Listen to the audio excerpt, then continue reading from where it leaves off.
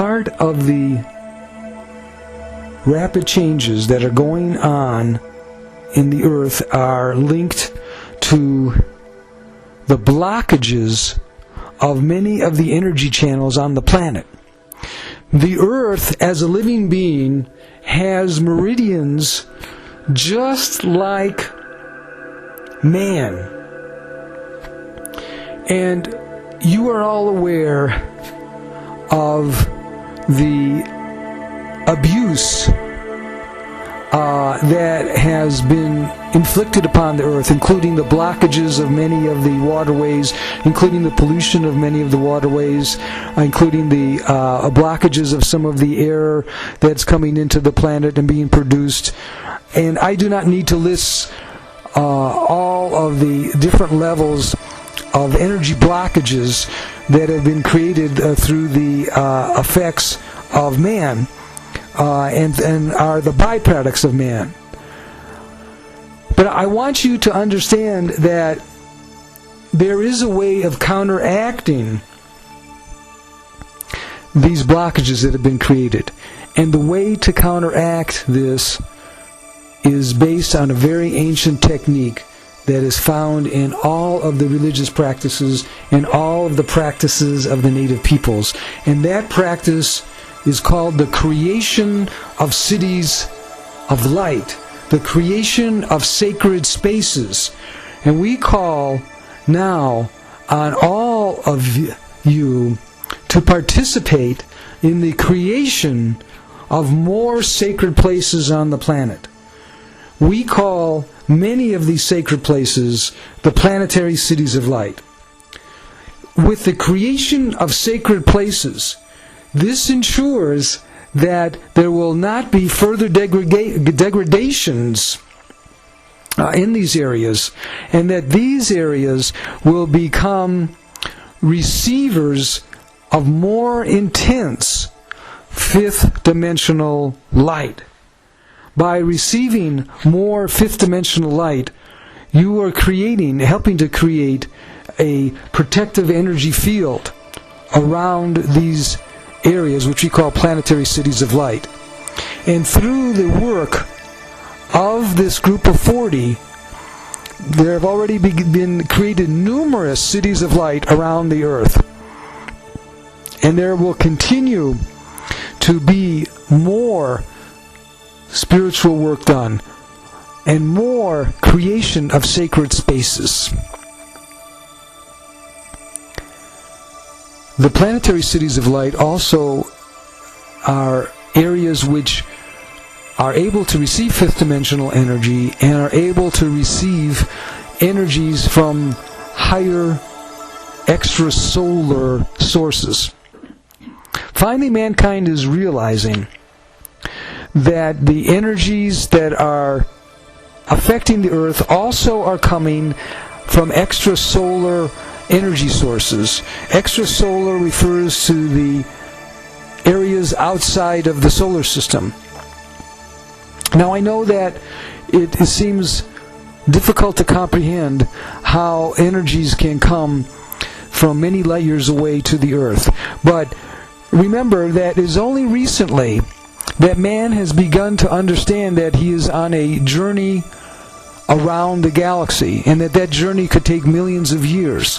It is only recently that man and science have begun to understand that there is a center of the galaxy, and it is only recently that mankind has been able to understand that we are coming into an unusual alignment with the galaxy center, and that this alignment with the galaxy center does indicate a new consciousness and a new awareness that is coming to the Earth. The next technology of fifth dimensional energy that I want to talk about is called the sacred triangle. The sacred triangle is a paradigm that we have offered to help heal the Earth.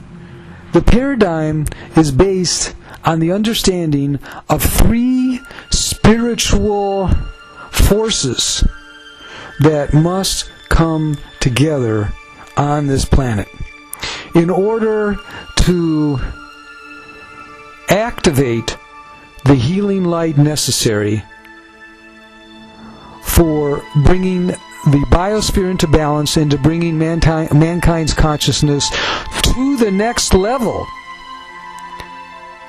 Remember, it doesn't require 1 billion people to raise the consciousness of the whole planet, but it requires an intense spiritual energy of a core group of people to raise what we call the spiritual light quotient of the planet. The spiritual light quotient is a concept that is similar to the intelligent light quotient, only we are talking now about the measurement and the ability to receive and use new spiritual concepts that are based on the fifth dimension.